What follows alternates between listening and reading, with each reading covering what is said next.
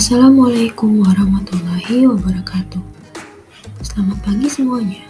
Hari ini kita akan mempelajari mengenai berpikir komputasional. Materi pembelajaran hari ini meliputi berpikir komputasional, proposisi, negasi ingkaran, konjungsi, disjungsi, dan implikasi, serta deduktif dan induktif. Pembelajaran hari ini diharapkan siswa mampu memahami strategi algoritmik standar sebagai penerapan berpikir komputasional pada berbagai bidang untuk menghasilkan solusi dari persoalan dengan data diskret bervolume besar. Berpikir komputasional merupakan suatu metode untuk menuntaskan persoalan menggunakan penerapan teknik ilmu komputer atau informatika. Berpikir komputasional mencakup pemecahan masalah, mendesain sistem, dan memahami perilaku manusia dengan merancang konsep berbasis teknologi komputer. Karakteristik berpikir komputasional: 1. Berdasarkan konsep. 2. Kemampuan dasar setiap orang. 3. Agar masalah dapat dipecahkan. 4. Memadukan pemikiran matematis dan teknik. 5. Sebuah ide dan bukan sebuah benda. 6. Diperlukan bagi setiap orang. 7. Menantang secara keilmuan dan dapat dipahami secara saintifik. 8. Informatika dapat dikuasai oleh orang yang memiliki kemampuan komputasional. Proposisi. Proposisi merupakan suatu kalimat yang memiliki nilai kebenaran benar atau true dengan notasi T, atau nilai kebenaran salah, false, dengan notasi F, tetapi tidak kedua-duanya. Disimbolkan menggunakan huruf, pernyataan memiliki makna atau arti, bukan merupakan kalimat perintah atau tanya. Contoh proposisi. Yang pertama, 2 ditambah 2 sama dengan 4.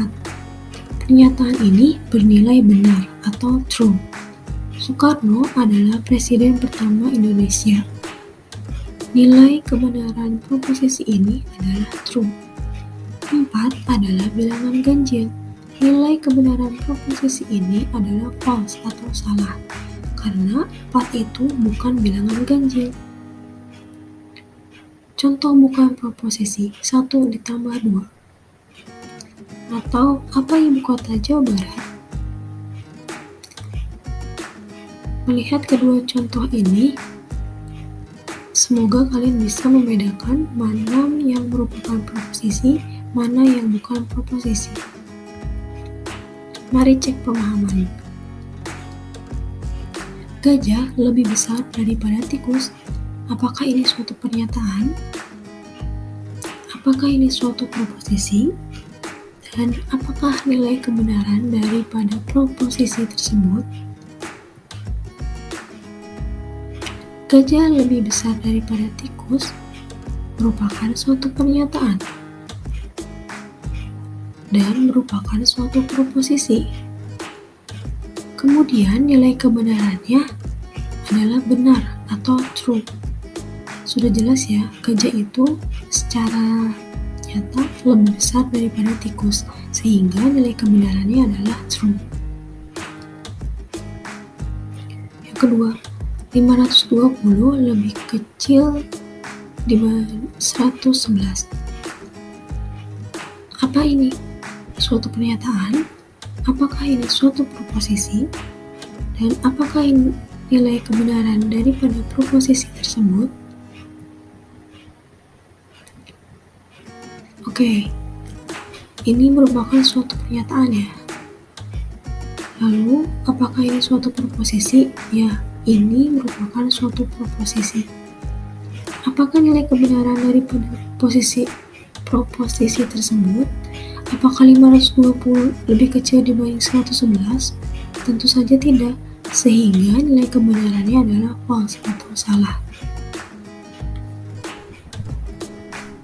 Lalu bagaimana menggabungkan proposisi? Proposisi dapat digabung membentuk sebuah proposisi majemuk atau Di pelajaran bahasa Indonesia dikenal dengan kalimat majemuk.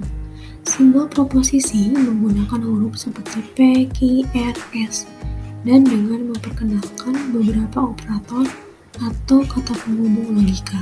Contoh, pernyataan pertama atau proposisi pertama, P, kita beri simbol P, Budi kaya raya.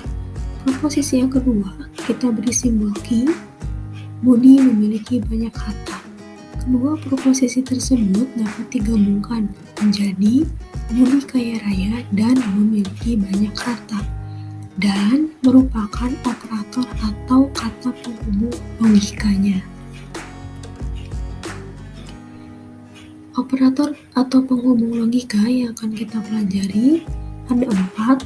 1. Negasi, 2. Konjungsi, 3. Disjungsi, 4. Implikasi. Negasi atau nol. Apabila sebuah pernyataan bernilai benar, maka setelah dinegasikan, kalimat tersebut akan bernilai salah. Begitu pula sebaliknya. Jadi kalau negasi itu nama lainnya adalah tidak. Simbolnya ini tabel kebenarannya. Jika pernyataannya benar, lalu setelah dinegasikan, maka pernyataan yang akan bernilai salah. Jika pernyataan awalnya bernilai salah, setelah dinegasikan, nilai kebenarannya akan menjadi benar. Contoh, SMKN 1 terletak di Kabandungan. Pernyataan ini bernilai benar. Setelah dinegasikan, maka kalimatnya menjadi SMKN 1 tidak terletak di Kabandungan. Maka pernyataan ini bernilai salah. Konjungsi atau N, kata penghubungnya dan. Simbolnya seperti ini. Tabel kebenarannya. Jika pernyataannya benar, pernyataan pertama benar, pernyataan kedua benar, maka konjungsinya akan bernilai benar. Jika pernyataan pertama benar, pernyataan kedua salah, maka konjungsinya akan bernilai salah.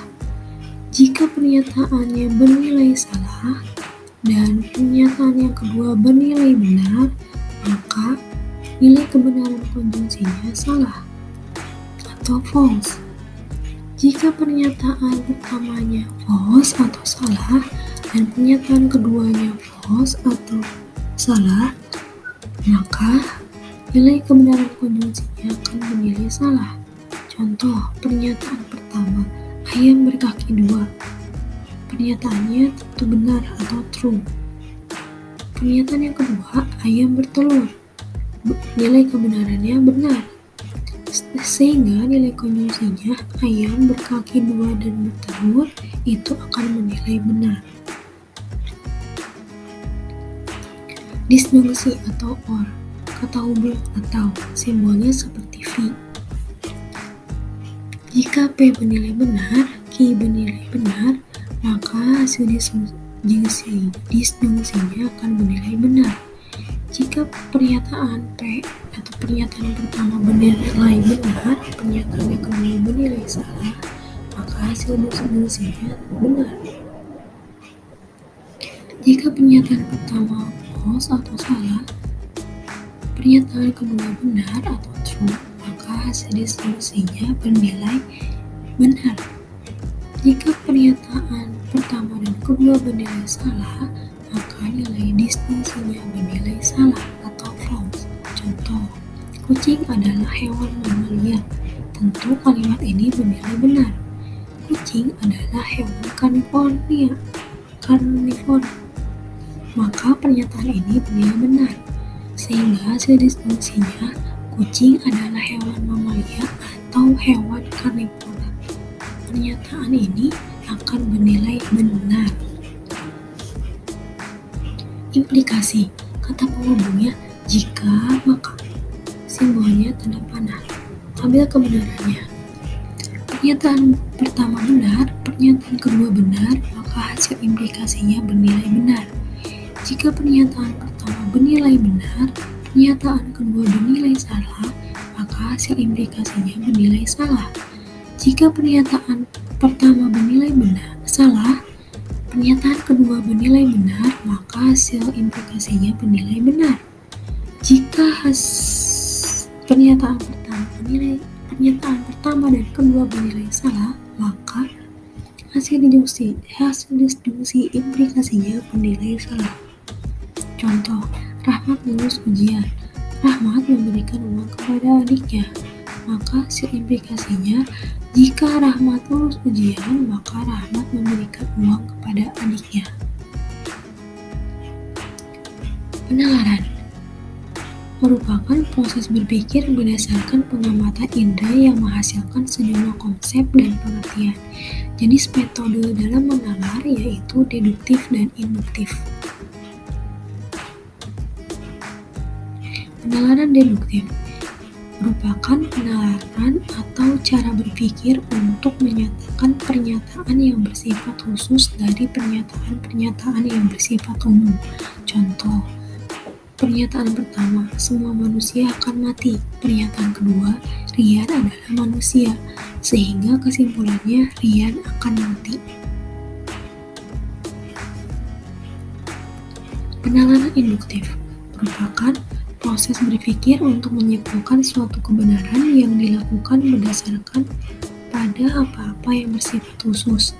Kemudian ditarik suatu kesimpulan kebenaran yang sifatnya umum atau universal. Contohnya, pernyataan pertama, elang punya mata. Pernyataan kedua, kerbau punya mata. Kesimpulannya, semua hewan mempunyai mata.